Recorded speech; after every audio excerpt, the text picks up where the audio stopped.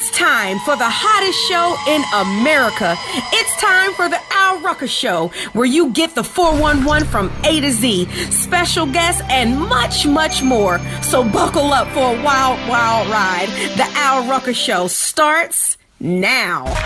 Thank you for tuning in to the Rucker Show. You got Se7en the Poet. Se7en. You got Nikki Woods. What is up?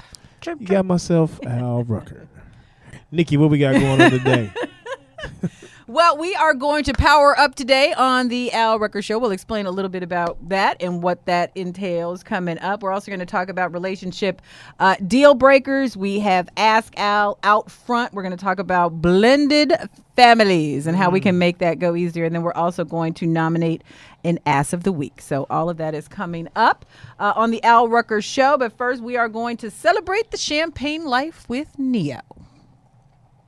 Yep.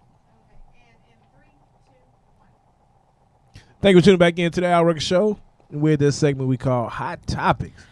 And I want to talk about relationships. I was having a conversation. Oh, did you want to introduce us? No, Did I cut good. you off? Okay. You I was having a conversation because, you know. You good. What is your face? They already know your voice. Let's go. You know we're passionate about relationships, Oh, right? my God. Yes, we are. And I was talking to a girlfriend of mine, and let me tell you, she was dating this guy. He was amazing. All you could hear about was how amazing he is. He's amazing, amazing, amazing, amazing, amazing. Until he wasn't amazing anymore. But why wasn't he amazing anymore? He was not amazing anymore because when she went to his house for the very first time, she found out that he was not as neat as she is. I can see that. Man, No. I know a girl dumped her dude because he broke her tacos. He what? Is that code for she something? has an Taco issue. shells? She has an issue when her taco shells break. He brought her tacos and broke them in transport. She dumped him. Are you serious? Man, That's y'all crazy. got some. Y'all. Y'all. That's crazy. Women. That's crazy. That I could agree that is crazy. So I want to talk about relationship deal breakers. Do you have a relationship deal breaker? Yep. What is it? Stay out of them. What? Ain't no breaking. So you just don't want to do a relationship. You don't want to be in a relationship, period. Why? It's corny. Why? So what do you do? Sitting home. I told y'all that earlier. My baby mama said I can't have nobody around my kids, and even though my kid don't stay with me, I just be at home by myself. It's safe. I don't have no baby mama. But I absolutely do not believe you. Really? I absolutely do not believe you. I don't. I'm gonna call you from the house. I'm gonna FaceTime you from the house. I That's do not crazy. believe you. What about you? Do you have a relationship deal breaker? Yeah, it is that crooked chicken toe. They have them. I seen them. You mean an actual? You mean a foot when that's the crooked? Big, no, Big- when that big toe Toe. do this. Yeah, and they have that. You would end a relationship because somebody's toe is crooked? I have a couple partners that look at feet. Yeah. Well, I mean, feet are important. No, that's part of feet is important. No, absolutely, But feet are the- important. Feet are very important, but that crooked chicken toe. Oh my God! I'm being serious. I'm serious. You No, know I'm what? serious. You know what I A can't handle. chicken toe tells a lot about a woman. You know what I can't handle, and this is Yeah, I'm bad serious. because most women have this trait. Okay. I can't handle no smart mouth. Yeah, but That's why you and I don't get along. No, I it's the just feet. can't like. Feet is my deal. So, like, for me, like, height is a big thing, right? That's why me and you don't get along. Height is a big thing. And it's like, I've gradually, like, I started, like, you had to be 6'3" and above. And then I got to 6'1". You just eliminated half the population. I at know. 6'3". Hello. Then I got to 6 foot. And so now I'm hovering at like 5'11" is acceptable. But like going shorter than 5'11", I won't be makes dating me- Nikki. I'm 5'10". Yeah, Are you that- 5'10"? That could be a problem. I thought you were closer to 5'9". Are you 5'10" for real? 5'10". Yeah. Yeah. Flat. Because I like to wear heels, and I feel like your mama. Like if I'm 3 inches taller than you, When I climb, and I believe it's my issue. I'm not Yeah. saying when you find me can't do anything standing about on your your height. collarbones, you'll figure it out though. And everybody says it. That's like the typical response. Like, when you laying down, y'all the same size. I ain't talking about you laying. I'm talking about you standing straight up. I will run up and down you like a chipmunk. Yeah, you same But height you horizontal. sitting at home. Same height horizontal. You don't talk like that and sit at home. Yeah, I do. Who you talk to? Me. so disturbing on so many levels. Oh man. Yeah, but you the same height horizontal though. I had Actually, he could be taller than you in horizontal. I had a girlfriend. Jesus. You know what? And this is the thing. Oh height is gosh. one of your things. You know what? I have a special Oh affection my for God, shorties. crazy. You know what my favorite height on a woman is? What? And I know it's gonna sound crazy. What? Man, if she is 4'11", Huh? I don't know why, bro. It's just on my 4'11", Mama's movie, bro. 4'11". How tall are you? 5'10"? Yeah. So she a whole foot shorter. You Bro. nasty. But you know what? Okay, so but let me tell you, my mom is 4'11" and my dad is 6'5". And now, Your daddy nasty. and now I have a whole new perspective on my Your dad is standing straight up. Oh my goodness. And you know, and oh my God, my mom is gonna kill me. You know what his nickname is for her that he calls her to this day? What? Badness. Oh! Oh, this is a problem. He's standing straight up to about you bad. Say, man. Listen, 4'11", Oh my and 5'3". I love them chicks. They can almost get anything out of me. But you're sitting at home. Well, they Where are can't you get meeting anything the out of me. 4'11" to 5'3" chicks? Yeah, it ain't happened lately. Okay, but on That's crazy. the other hand, 4'11" to 5'3" dudes, out of control. Short I didn't even dudes know there are out of any control. 4'11" men. Well, there's a name probably for them. Yeah, leprechauns. But we represent the lollipop kids, the lollipop kids, the lollipop I'm just saying, kids. shorter men tend to have what they call the Napoleon type complex. 7. Yeah, Cat Williams 5'5". Why? What?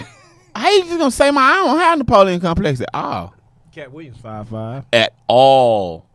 What have you seen? When have you seen me display Napoleon complex? Kevin Hart 5'4". And perfect example. What is He is. Napoleon complex? Cat Williams, Kevin Hart, all of them. Perfect example. It means you have to try to boss people around and make yourself feel taller. Just like you don't like women with smart mouths because you got to tell them what to do. You don't want them telling you what to do because you have to make yourself feel like you're 6'3". That's not true. That's not true at all.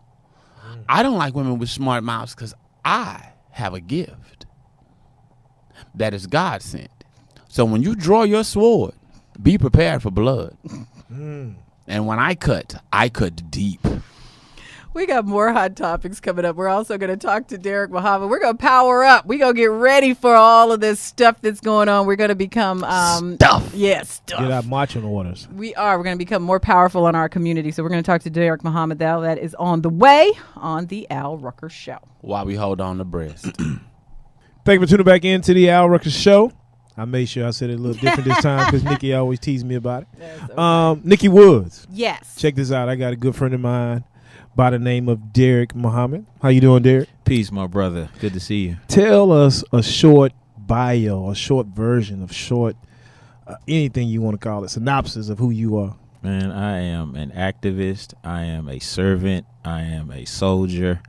And that's about it. That wraps it up, brother. Now, when you say that, you're a soldier, what does that mean? Meaning I consider myself a frontline watchman for what is right. You know, not just in my community, but in all communities. Like I'm willing to make a sacrifice and put myself out on the line to fight for those and be a voice for the voiceless and speak for those who can't speak for themselves. Now, why is that? I don't know. That's a good question, brother.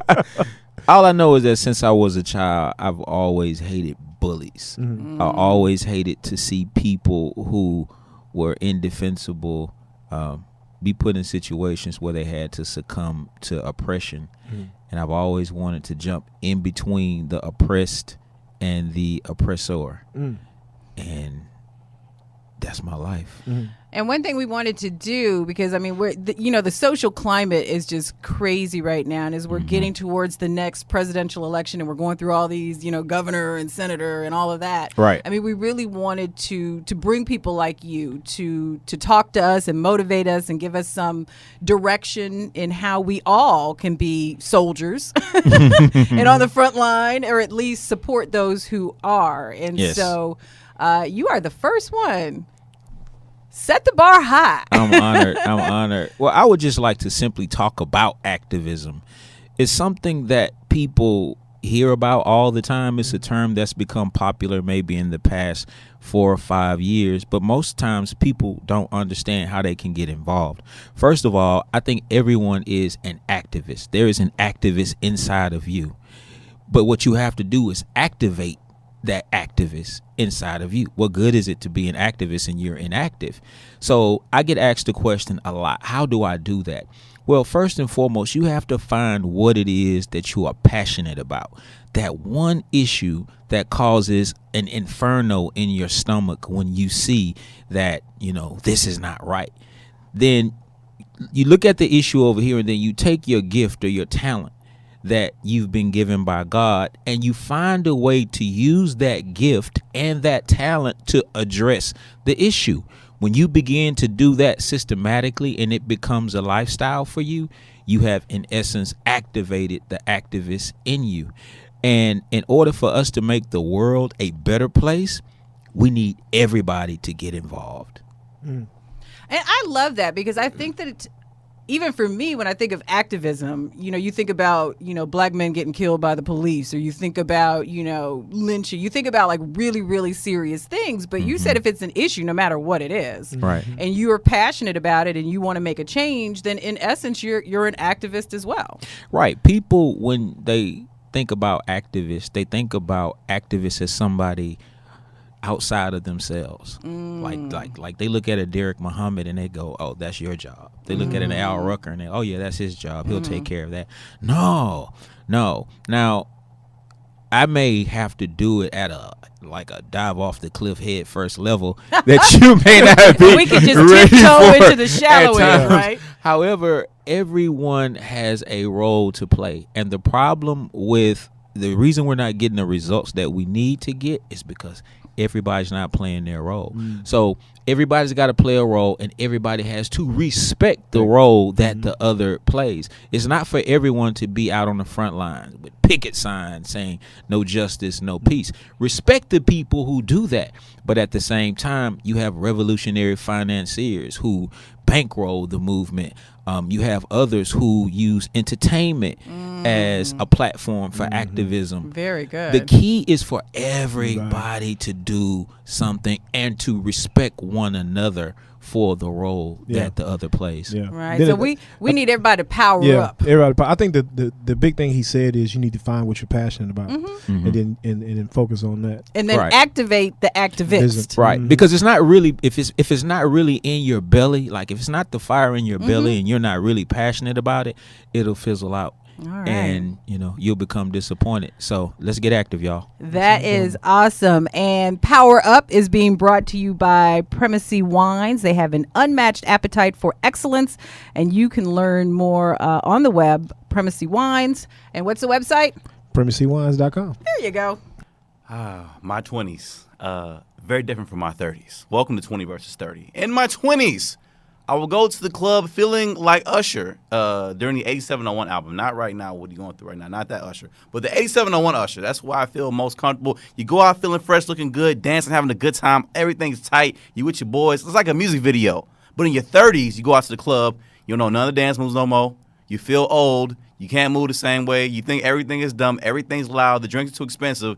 You get tired quickly. You get home, call Chase, and you overdraft your account by $288.93 on them drinks. Trying to press them young girls, man. Don't do it, man. This is wasting your time. And you calling Chase trying to dispute them charges, but you already maxed out your dispute charges, so they won't even do it no more. You done messed that up. Now you stuck with a bill and overdraft charges. Terrible. That's 20 versus 30s. Thank you for tuning back into the Al Rucker Show.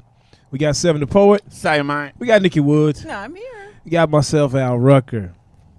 And then we have another special guest in the house.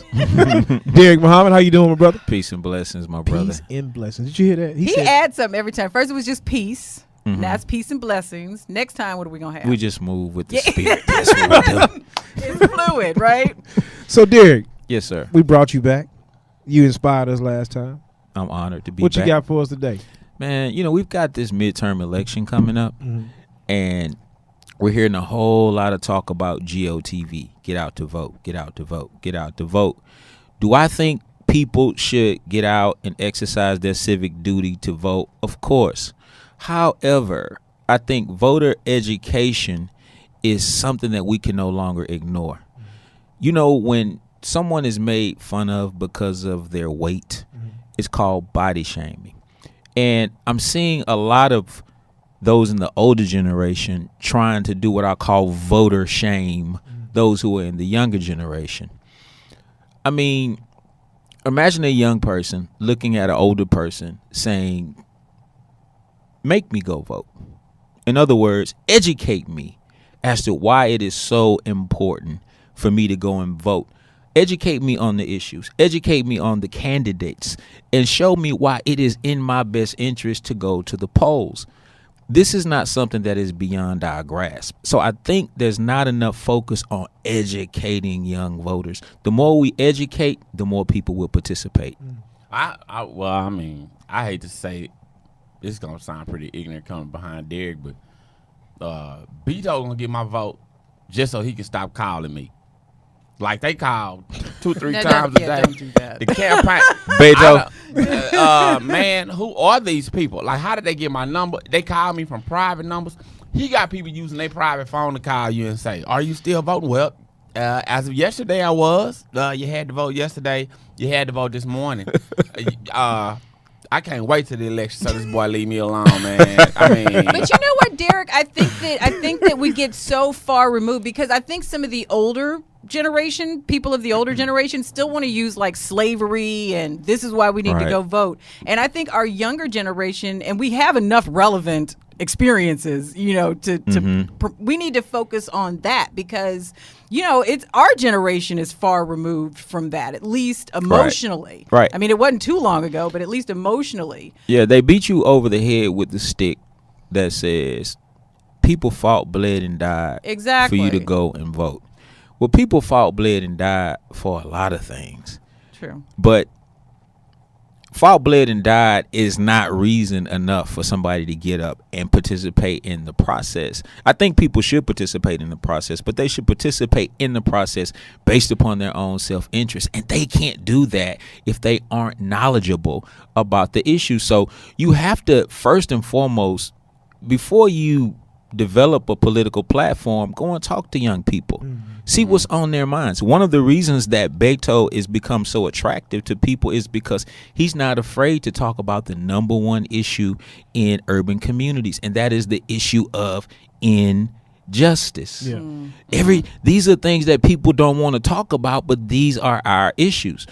So I think right now there's a gap that needs to be closed, and the best way to close it is through educational dialogue. and I would think that some of the older people aren't that educated either, because I mean, when politics was explained to me, You're right. Yeah, they don't know what to say. When politics was explained to me, it was black people are Democrats. That's all I got. Right. So you know, I've been walking in the booth voting just a straight Democratic ticket.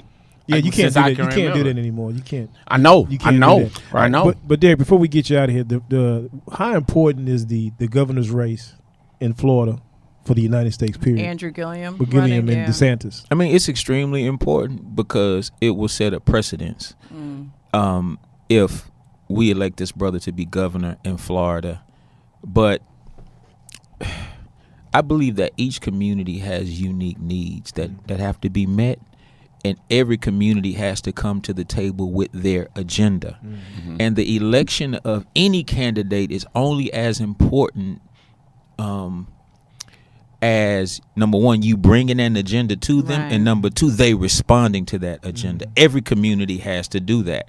So we had a black president. Ask yourself the question. Some people will say that our community didn't get out of a black presidency what we could have or what we should have. But did we come with the agenda like we were supposed to, like other communities did? Well, let's take a break right quick, and we're going to come back to you, Derek. You tuned into the Al Rucker Show? Chirp, chirp. You tuned back into the Al Rucker Show, and Nikki, I apologize. We went to break without me asking. Se7en didn't want you to ask What you got going on? Okay. The only thing I can focus on right now, my oldest son is learning to drive. Well, he's driving. I shouldn't even. Well, he's driving. How old is he? He's 16. Oh yeah. What is he learning in? What kind of car? Well, let me tell you, it's really interesting because I have 2 cars. So the one that we drive all the time, it's a Pathfinder. I have a Nissan Pathfinder, and so he really started in that. But I have another car that I bought just for me that he doesn't like, Just for me. which is it's a convertible, and he doesn't like it because he thinks it's flashy. He didn't like driving up to school because he thinks people look at What him. kind of convertible, Nikki? It's a convertible. What kind of convertible, It's Nikki? a BMW convertible. And that's flat. so I had gone to pick him up in the convertible, and he was like, "Mom, can I drive?" And I was like, "Okay."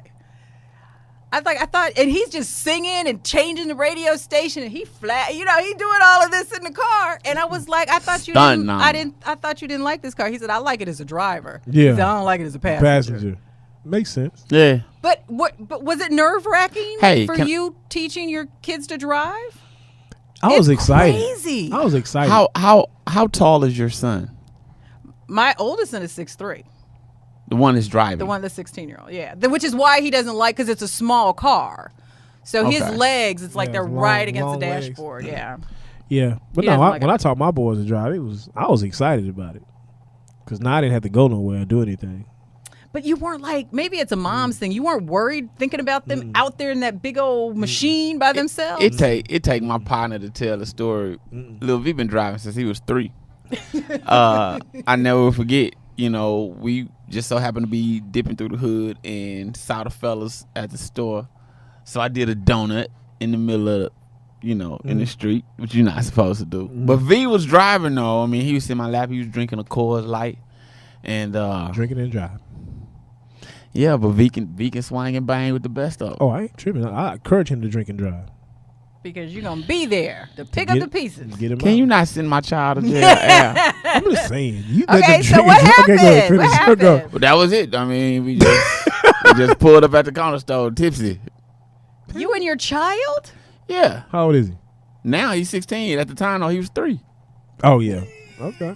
That is so funny, but it's interesting because, like, when I got my license, like, I was there the day I turned 16. I got my license the day after I had my first accident, and my mom was like, "Do you remember? Like, you remember how crazy you were? Like, I was like, I had people in the car. I was going to the mall. I was doing all the things that she had told me not to do." Man, let me Wow. tell you something. I learned something special about the police trying to get my license. One, I learned that they don't like to do work. I went to DPS to get my license and learned that I had a warrant, and they would not give me a driver's license unless I rectified the matter. What is up with you and warrants? Hey, just I almost know, said it. I almost just know said that me and Columbus Short are tight. Boy, I was about to say So then, man, I get there. Do you know I got all the way downtown? I was on the steps of the jail, and no one would arrest me. that. That's 'cause And you- most people would be happy about that. I was trying to get to my driver's license. I So needed you want to this. be arrested, get it out of the way, Yeah, clear it up so I you yeah, can can you, sit like, it out. you should have did something crazy, like just run through the metal detectors. and Nah, then get that's arrested another for something charge. right. No, it ain't. He's Wow. like, what's wrong with you? It's like, I'm I trying have to hear never, it. just for the record, I want to say I have in. never had a warrant for my arrest. So you I've, never been to jail? I've no, I've never been. I told you she a nun, dog. I've spoken alright, in but she's jails, still but I've alive, never though. actually been locked Every up. black person went to jail. That's such a stereotype. You never had a dream that you went to jail? That doesn't count. But We're have you gonna had a dream? solve even. You ever had a dream that You you are was not arrested? sucking me into No, that. I'm asking questions. No, I You have have- not. You've never had a dream Because that I've you got never arrested. done anything to be arrested about to have a dream So about. subconsciously, you didn't think about, man, That's what I guilt. did. Al, No. you spending too much time at the courthouse, bro. Them people don't have a dream about getting arrested. No, you can't tell me 30 years ago you didn't do something that you should have been arrested for. No, Somebody out there who's known Nikki for 30 years, tell us what she did. I have not. I bet she has some activities that she uses handcuffs with. Wow. Okay. On that note, We're going to solve more problems coming up next with Ask Al. We also have Out Front, and we've got Ask of the Week. All of that is on the way on the Al Rucker Show.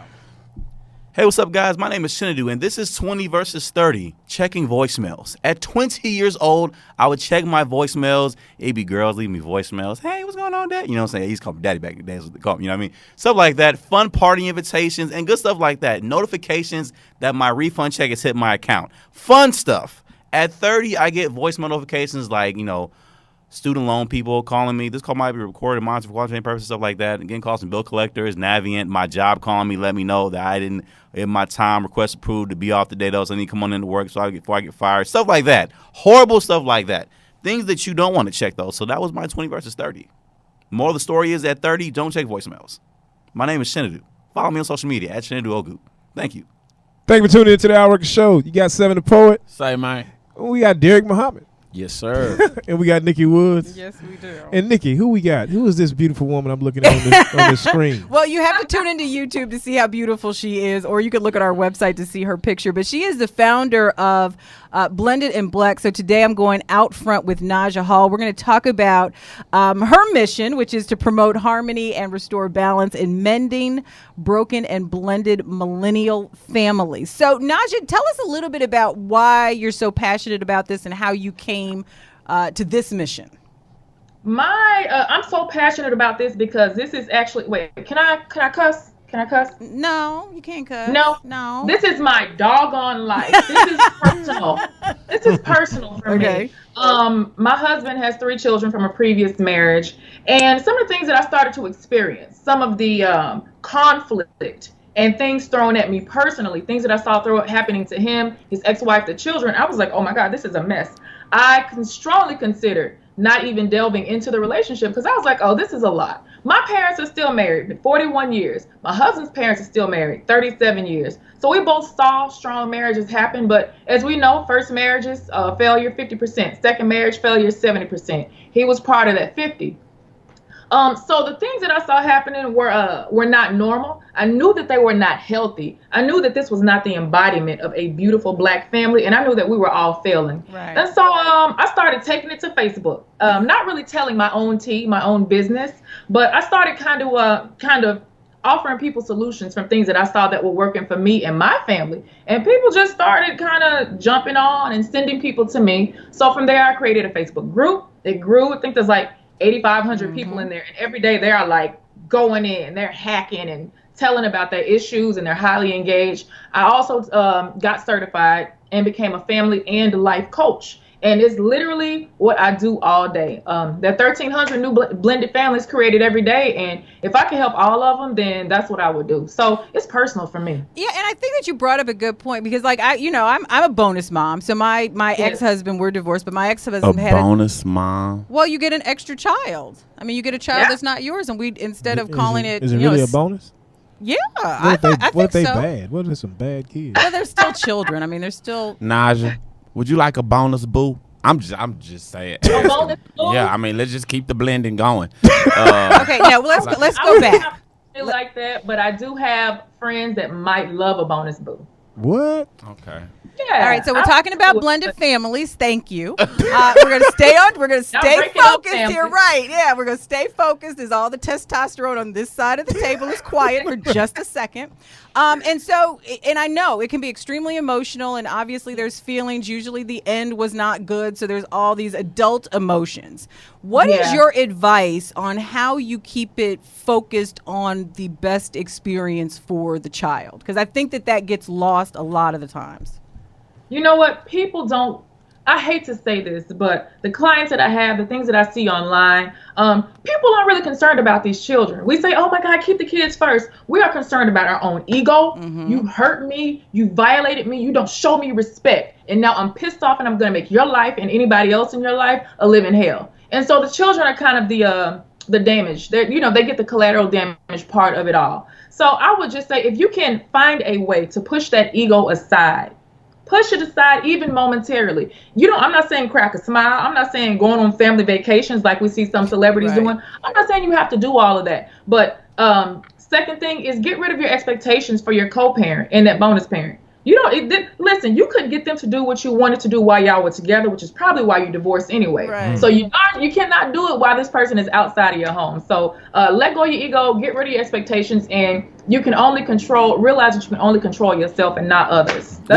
What communication advice do you give to both parties in blended families? What's the best way to communicate? Well, let them, the best way to communicate is not making you statements. Because when you do that, that makes a person defensive, right? I'm like, oh, I don't like you look bad in that white shirt and you look great in that black shirt. Like that puts you on defensive. So what you do is you kind of rephrase it and say, well, I would prefer that you wear that black shirt next time. I think it might look better on you. And I hate to tell people to talk to people like toddlers, but sometimes that's what you have to do. Don't put people on the defense. Let me ask this. Okay, so how do you not you say you? Okay, let me give you a situation. Okay, so you in a relationship with Babe. She come home. She done quit her whole job.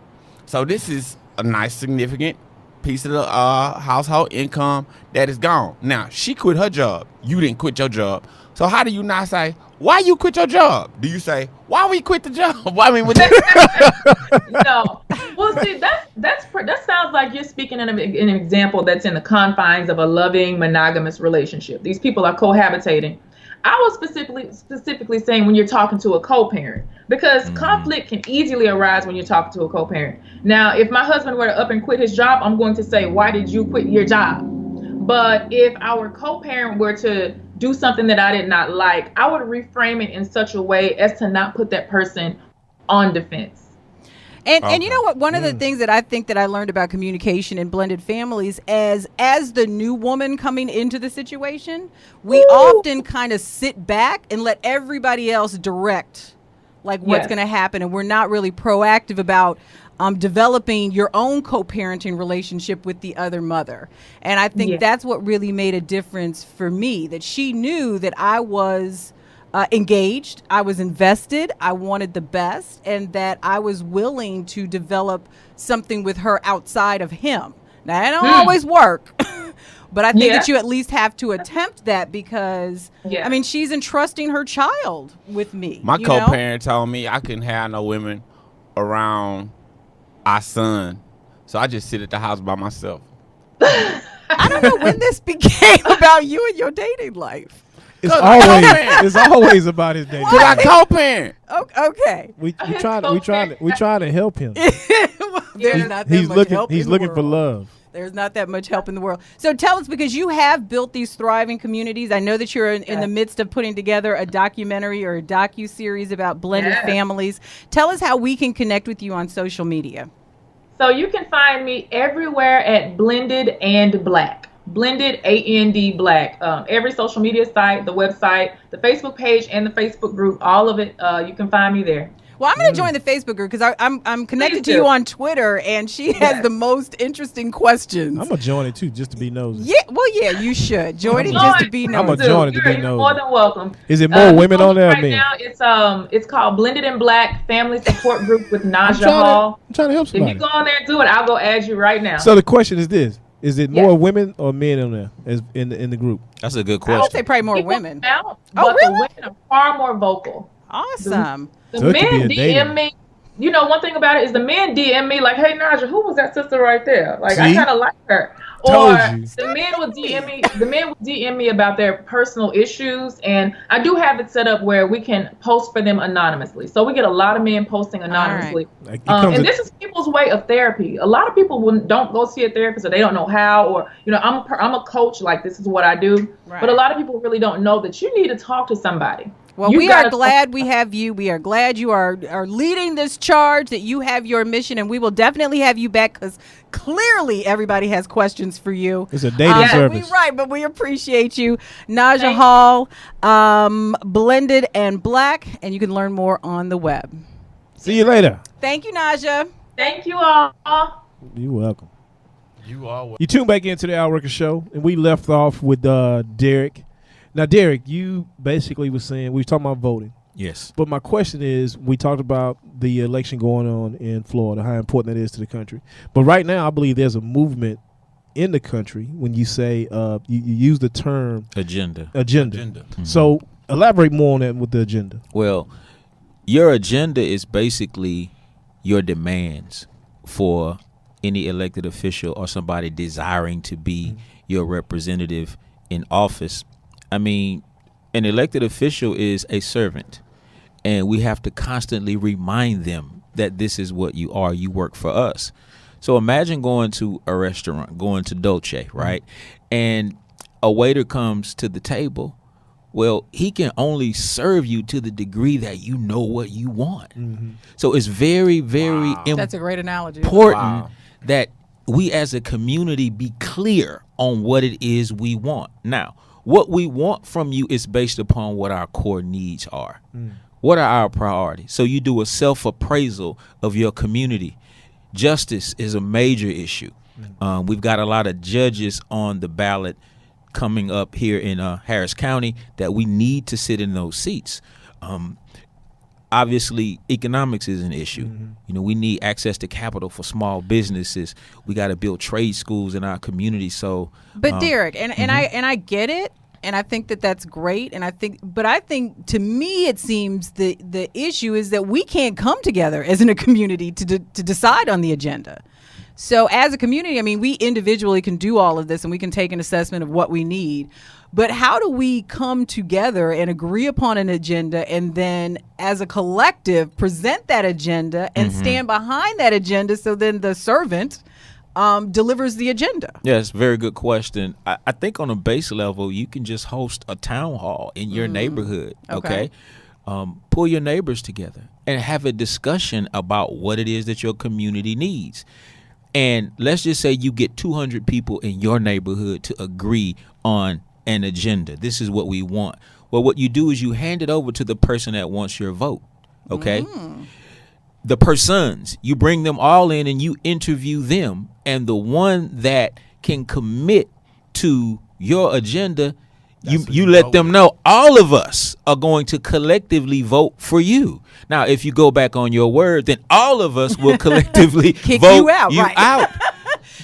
But it's called agenda-driven politics. And I love it. And I love that you talk about education. My dad was the mayor of the city that I grew up in for a long time. And so I was really involved in the process. And I think one of the reasons that I'm so committed to the process and committed to my children learning the process is because I was involved in it. And so what I tell people all the time, too, is like, take your kids to the polls. Talk to them. Don't, it's not something that you go and then you just put the sticker on and put it on Instagram that you voted. I mean, this is something that we have to involve people in so they understand. Like Al was saying earlier, you can't just tell folk, go to the polls, vote Democrat, and shut up. People have way too much access to information. There's too much pain right now in our lives to just be doing something, just to be doing something. We have to institutionalize voter education if we really, really are serious about voter participation. But and I understand exactly what you're saying when you're saying we have to get our communities together. The problem I see is most of us do not live in the communities that we grew up in. So how do we go back, or how do we get the communities that, because I don't live in the community I grew up in, and I don't know about you guys, but how do we go back and educate that community? Because if we just doing it in our community, if I do it in my community that I live in, the people in my community don't look like me. That's a very, very good point. Like, I grew up in Fifth Ward. I don't live in Fifth Ward. However, because Fifth Ward produced me, I am still responsible for Fifth Ward.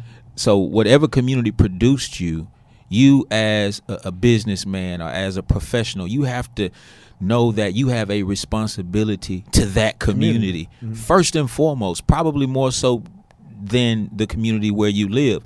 The community that you came from probably needs you more, or just as much than the community where you actually live. So I think that professionals and business persons, you have to get together, like those brothers and sisters that you grew up with in that neighborhood.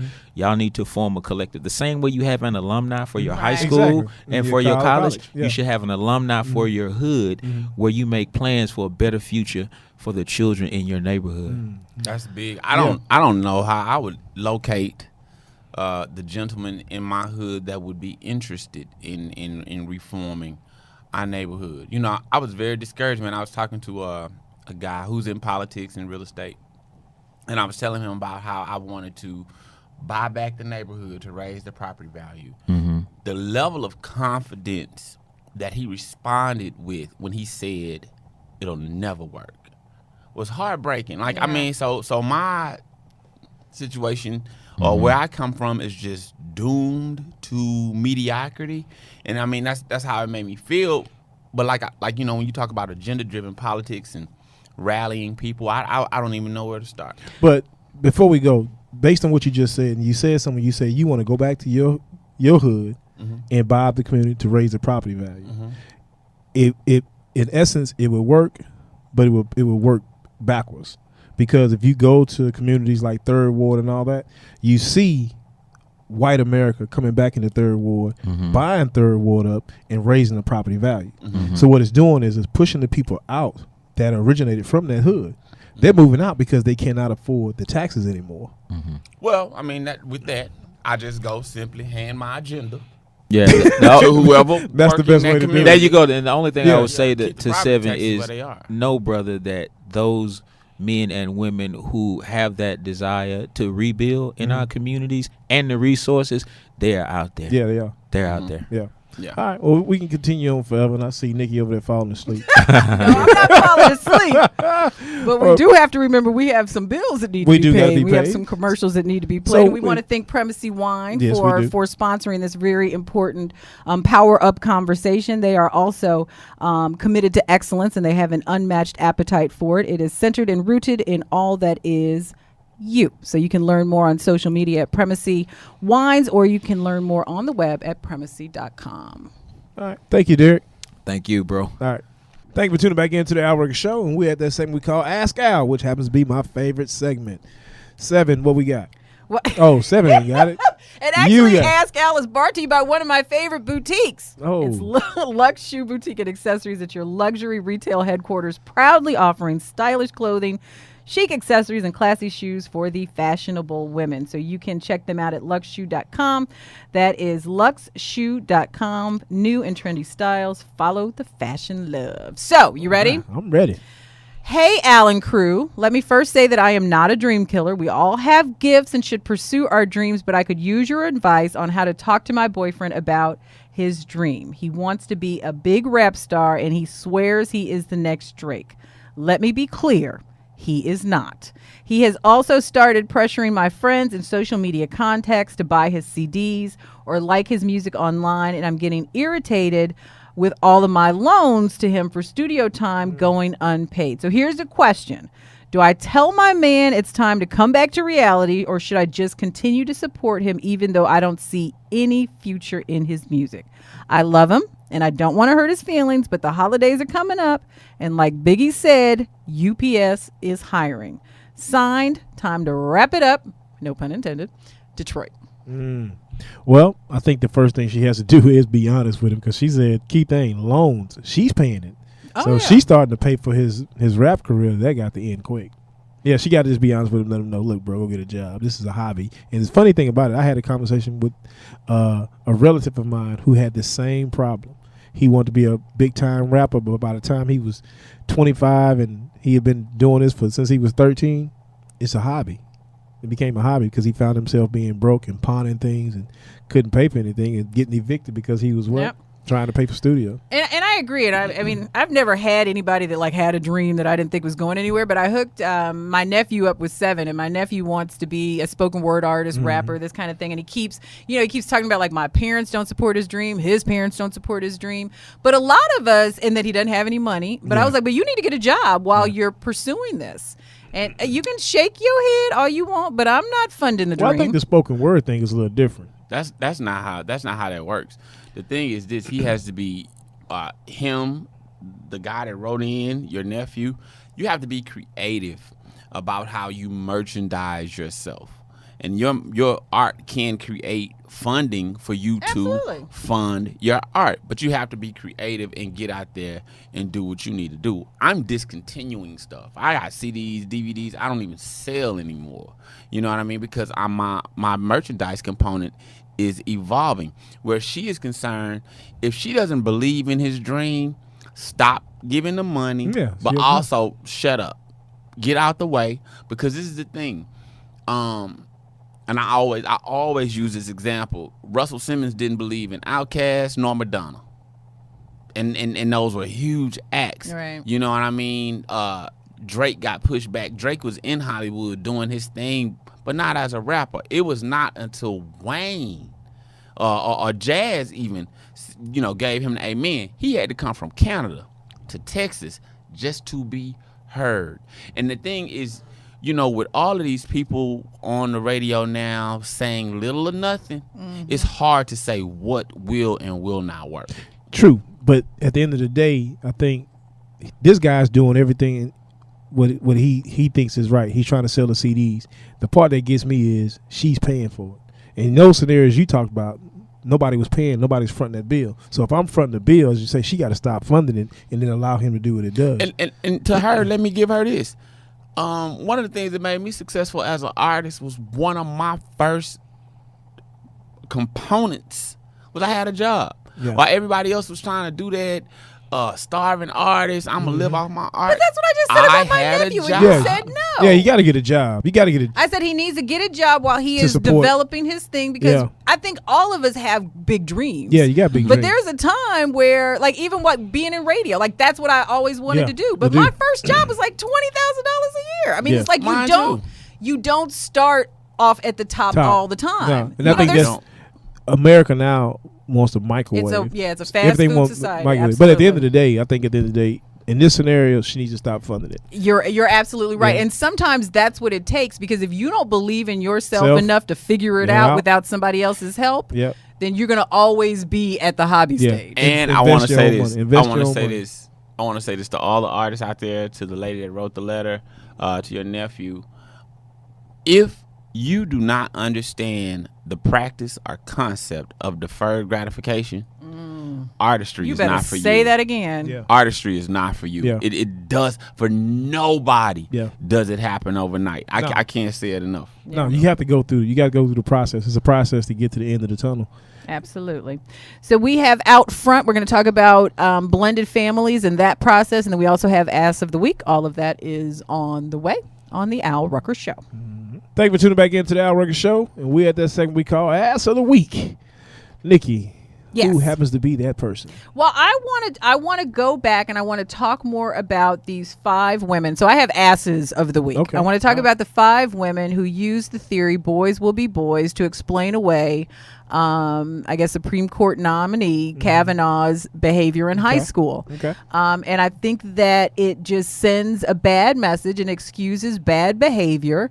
And it would not be done. I also think it's a form of white privilege, because this would not be the same conversation if that person was Kavanaugh had been an African American. Yeah. We look at what happened with Clarence Thomas and all the things, and even though that's a whole other topic, and he was he definitely was ass of the week at one time. But he got run. I mean, he was raked over the coals when they were trying to nominate him. And even though he made it to the Supreme Court, and I believe Kavanaugh will as well, I think for women, especially in this Me Too era, to say boys will be boys, it just sickens me. Yeah. I mean, you can't. I agree with you on the white privilege situation. That if this was a black person trying to get nominated, I think it would have been killed right away from the jump. It wouldn't even went this far. It wouldn't have made it. It wouldn't have went this far. I don't know what court it was, but did y'all see where the young girl did something wrong and her part of her consequence is to be tried as a black man? No. Some little white girl did something, and the judge ruled that she would be tried as a black man. So like the Wow. the sketches, everything, like, when That's crazy. they're drawing her like she's Right. like a big 200-pound black man. It is. So did the jury know that she was a white girl, or did they know that they thought she was a black man? The thing is, they know, but when those images are steady pressed upon you, it changes your reaction. And this chick stabbed a classmate to death. Wow. She killed somebody. She's going to be tried as a black man. Well, we know what that means. I like that. That's crazy. Wow. Yeah, that's crazy. Wow. Yeah, but yeah, I agree with you though. If that was a black person, It was. I it mean, wouldn't it make was this just. far. I was aghast when I Wow. saw their conversation about the boys will be boys. It was just too much. Well, it falls in line with when Trump, when they was on the bus, and they said it was just locker room chatter, and people just accepted that, and he still got voted as president. Man, I have never told another man to grab a woman by her Yeah. hoo-ha. Yeah. No, I mean, yeah. Okay. not at all. So I tell you, he's like ass of the year. I mean, Yeah. he just says the most ridiculous Outlandish things. things. Yeah, so it's crazy. So great show. We powered up. We talked to Derek Muhammad, Yep. and we learned some things that we can do as far as education Getting when it up. comes to the voting and the political Voting up, process. mhm. Yep. We learned how to blend some families, communication skills. We saw a side Yep. of Se7en that I don't want to see anytime soon again. Brady What Bunch, side Brady is Bunch. that? I was trying to participate. I asked her, did I she have want to never blend had me? so much participation in an out front segment. I just wanted ever her to, before. I wanted to blend with So you have got to see, if you guys have not logged on to YouTube and checked out the shows, we actually record all of the shows so you can see some of the guests. And Naja is one of the guests. She is with Blended in Black, and she's beautiful. She is. She's beautiful. And we and her edge is on fleek. and her edges are on She fleek. made sure they were on fleek. For And Se7en just had an entire conversation with her that really had nothing to do with blended families. It could have been. Thank you. You were Al. talking about yourself sitting at home, and if she had somebody that could be a bonus for you. We No, were talking that's- about no, bonus no, moms. I asked her, could I could be a bonus boo? boo for her. Even with the big ring she had on her family. Doesn't matter though. He still. We would've talking been about blended families. families. I can't. That would have been a family. There are times where you literally, would've when I'm been. talking to out front guests, you lean back in your chair because you know you're not going to ask a question. You were like this the whole time, like right here on the mic, just like right questions, here. It's some stuff y'all be talking about that I don't have any say. Like when y'all be talking about like industrial basket weaving, what I'm gonna say about that? Yeah, you don't know. You know what I'm saying? When y'all be talking about underwater fire prevention, what am I gonna say about that? I don't have nothing to say about that. But when you talk about blending families, though, So I guess the question that just ran through my mind: if you in prison for the rest of your life, is those people your family members that you're in there with? might as Is that a well blended be. family? Yeah, that's a blended family. That's a blended family. That's a blended family in a way you don't want to be blended. I mean, I but know, you but got still a the blended because you got the family. Crips, You got the Crips, you got the Bloods, you got the Aryan Nation. You know what I'm mhm. saying? You got the Muslim guy. You got the Black Gorilla family. Yeah, you do. It's a- It's yeah. a blended So family. Thanksgiving in prison? cell block D is. And then you no, Kumbaya? don't I put mean, me I in don't cell think block so. D. Don't put me in cell block D. We will see you the next time on the Al Rucker Show. We appreciate you guys most of all for staying with us. We appreciate you following us on social media. If you haven't done so yet, reach out to us. Let us know what you think. If you've got questions, celebrities you want to see on the show, questions for Se7en. About Free relationship. yourself. Free yourself. Slide, hey man, y'all got some questions for me? Slide in the DMs. I'm getting used to it. I can't. We got to go. Bye. Say goodbye. See y'all later. can't. I Bye. cannot do it. Great show. Al Rucker Show. The Al Rucker Show.